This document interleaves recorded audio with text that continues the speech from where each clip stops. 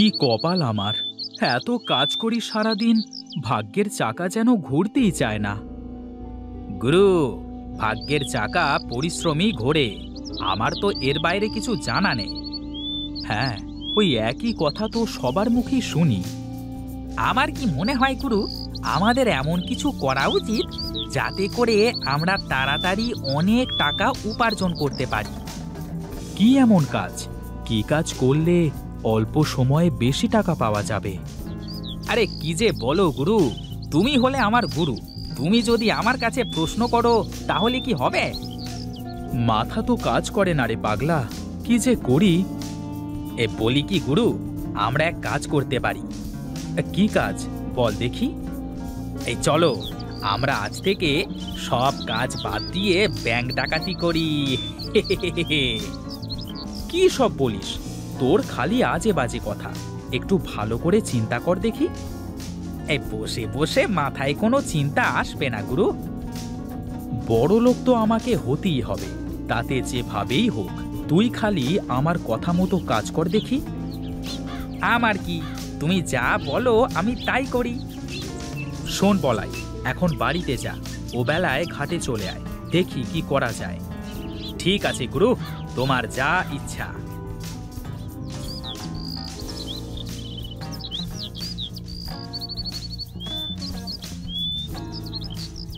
কি গিন্নি, বসে আছো যে? এখন আসার সময় হলো তোমার? রান্না করে সেই কখন থেকে বসে আছি, এই আসছো বুঝি? আসবো তো গিন্নি, এত ব্যস্ত থাকি সব সময়। হ্যাঁ, কি যে ব্যস্ত থাকো তা তো আমি ভালোই জানি। পেয়েছো তো ওই ভাদাইমা বলায়ের সাথে সারাদিন কুমতলব আটার। বাজে কথা বলো না তো গিন্নি। হ্যাঁ, আমি যা বলি তা তোমার কাছে বাজে কথাই হয়ে যায়।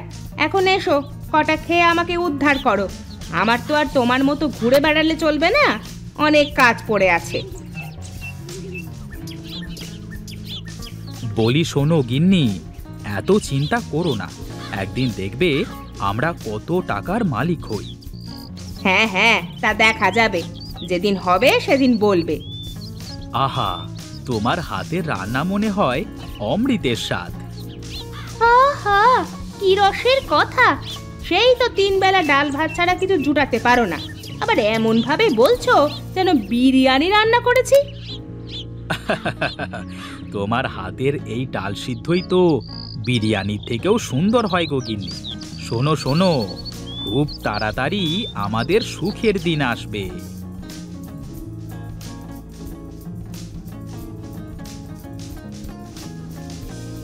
ওরে বলাই, এসেছিস? এই তো বেলা করে কোথায় কোথায় ঘুরে বেড়াচ্ছিস বল দেখি। এই কোথায় আর ঘুরে বেড়াবো, আমি ছিলাম আমার কাজে। এখন বলো দেখি, খাবার টাবার কিছু আছে নাকি? দেখ, ওই ওখানে খাবার বাড়া আছে, খেয়ে নে। আমার তো শরীরটা খুব একটা ভালো না বাবা, তাছাড়া বয়সও তো হয়েছে, এবার একটা বিয়ে কর বাবা। আরে আমাকে কে মেয়ে দেবে বলো দেখি? আমার মতো ভেদামার্কা ছেলের সাথে কেউ মেয়ে দেবে না মা। আগে বড়লোক হই, তারপর দেখা যাবে। হ্যাঁ, আমি মরি তারপরে করিস। আমার তো জীবনে একটু শান্তি দিবি নে তুই, একটু শান্তি দিবি নে।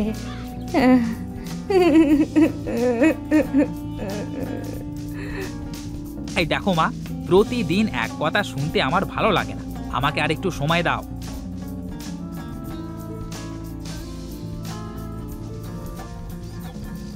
বুঝলে গিন্নি, বাঁশ বাগানে অনেক বাঁশ হয়ে গেছে, কিছু বাঁশ কেটে বাগানটা একটু পাতলা করতে হবে। হ্যাঁ, তাহলে করতে হবে। তা তোমার ভাইয়ের কাছে কিছু বলেছো নাকি? ওকে আর কি বলবো, আমি যা বলবো ও তো তাই করবে। না, তারপরেও একবার শুনে দেখা ভালো, তা না হলে আবার পরে বলবে যে তুমি ওকে না বলেই এটা করে ফেললে। হ্যাঁ দেখি, ওর সাথে দেখা হলে বলে দেখব। এজন্য দাটা ধার নিয়ে রাখলাম, বেশ কিছু বাঁশ বিক্রি করা যাবে। যা ইচ্ছে করো, কিন্তু সাবধান, দুটো কথা যেন না হয়। আমার আবার মানুষের সাথে অযথা ঝগড়া চেঁচামেচি করতে ভালো লাগে না। ঠিক আছে গিন্নি, তুমি ওসব নিয়ে চিন্তা করো না তো। দেখি, যাই, আমি একটু মাঠ থেকে ঘুরে আসি।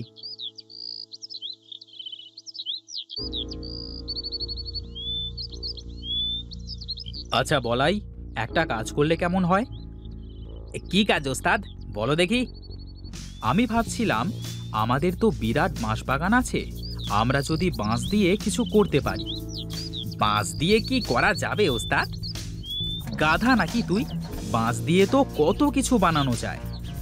হ্যাঁ, তা করা যায়, কিন্তু এগুলো বানাবে কি করে? শোন শোন, আমি বাঁশের ঝুড়ি বানাতে পারি, তুই বাঁশ দিয়ে কিছু বানাতে পারবি না? শোনো শোনো, সারাদিন ধরে ওই একটা ঝুড়ি বানিয়ে তা বিক্রি করে কয় টাকা তুমি পাবে শুনি? তাও তো মন্দ বলিসনি, আসলে মাথায় কোনো কিছু কাজ করছে না, কি যে করি। বলি কি, আমরা একটা কাজ করতে পারি ওস্তাদ। বল দেখি, কি বলতে চাস তুই? আমরা তোমার বাগানের বাঁশ দিয়ে নদীতে যদি একটা সাঁকো তৈরি করে দিই, আর যারা আমাদের এই সাঁকো দিয়ে নদী পার হবে তারা সবাই আমাদের টাকা দিয়ে পার হবে, তাহলে কেমন হবে? তাতে তো অনেক বাঁশ লাগবে, আর এলাকার মানুষ কি আমাদের টাকা দিয়ে সাঁকো পার হবে? শোনো ওস্তাদ, ওই দেখো, সবাই তো নৌকা করে নদী পারাপার হয়, তাহলে তারা তো মাঝিকে পয়সা দিয়ে পার হচ্ছে, তাই না? হ্যাঁ, তা অবশ্য ঠিক, তাহলে তো সবাই খুব সহজেই এপার ওপার যেতে পারবে। হ্যাঁ ওস্তাদ, তাছাড়া আবার বলছি কি, একবার শুধু সাঁকোটা তৈরি করতে পারলে তারপর বসে বসে শুধু টাকা গোনা। বাহ, তোর মাথায় তো বুদ্ধি আছে রে পাগলা। হ্যাঁ, আমি কার শিষ্য সেটা দেখতে হবে তো নাকি? বেশ বেশ, চল চল দেখি, আমরা বড় ভাইয়ের সাথে কথা বলে দেখি সে কি বলে। বাঁশ বাগানে তো তারও ভাগ আছে। চলো ওস্তাদ, চলো।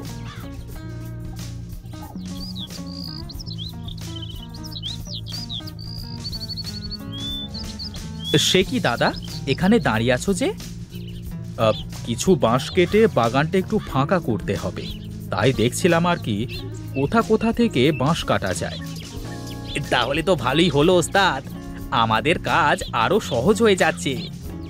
কি রে, তোদের আবার কি কাজ সহজ হবে? বলছি দাদা, তোমার কাছেই যাচ্ছিলাম, তা তোমাকে এখানেই পেয়ে গেলাম, ভালোই হলো। কি বলবি বল দেখি, শুনি। আমরা ভেবেছি, আমাদের তো বাঁশের বাগান আছে, আমরা নদীতে একটা সাঁকো তৈরি করব। হ্যাঁ দাদা, এই কাজ করতে পারলে আমাদের অনেক লাভ হবে।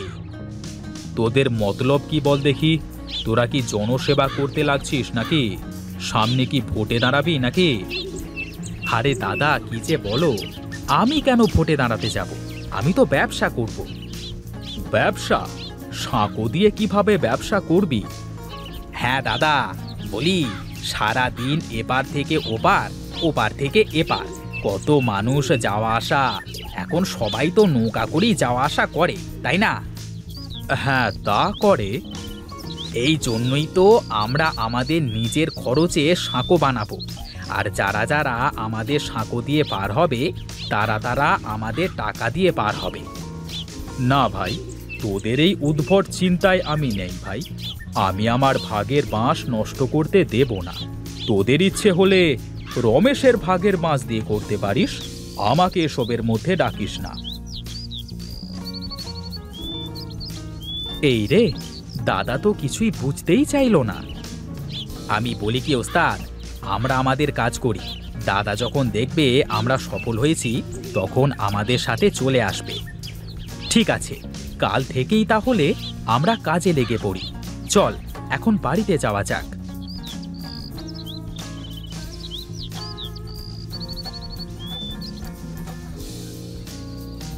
শোনো গিন্নি, কাল থেকে আমি একটা নতুন কাজ শুরু করব। কি কাজ করবা বলো দেখি, একটু শুনি। কালকে নদীতে সাঁকো তৈরি করব। তুমি সাঁকো তৈরি করে কি করবে শুনি? কেন, সবাই নৌকা পার হয়ে কেমন মাঝিকে টাকা দেয়, তেমনি আমার সাঁকো দিয়ে যারা পার হবে তারা সবাই আমাকে টাকা দিয়ে পার হবে।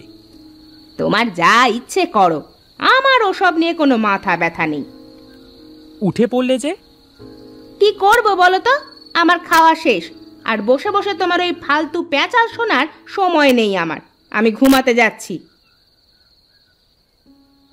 হায় রে কপাল আমার, কেউ বুঝতে চায় না আমাকে। আমি যা করি সব তাদের কাছে ফালতু কাজ মনে হয়।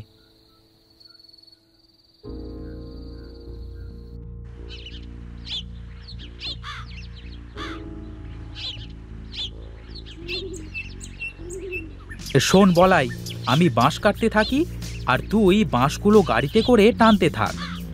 ওস্তাদ, বাঁশ সব কাটা শেষ হোক, তারপর একসাথে করে টানা যাবে, কেমন? ঠিক আছে ঠিক আছে, তাহলে বাঁশগুলো সব গুছিয়ে এক জায়গায় জড়ো কর।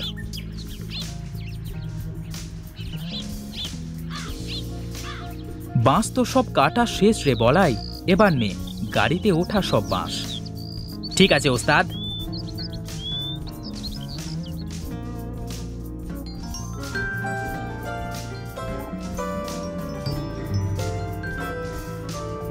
নে নে, এবার বাঁশগুলো সব নামিয়ে ফেলতে হবে।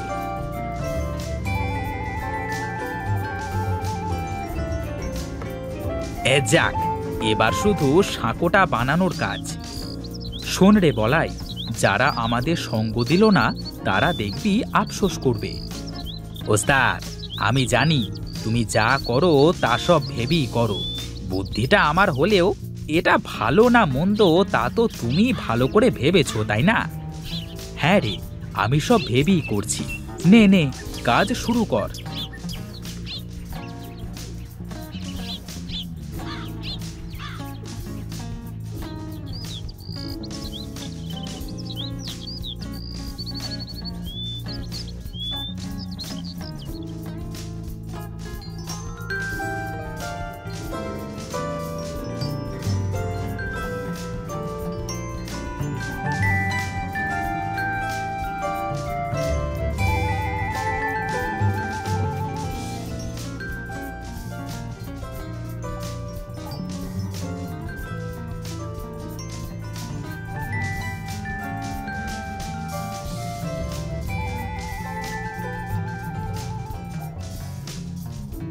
ওস্তাদ, কি বলেছিলাম, কাজ হচ্ছে তো?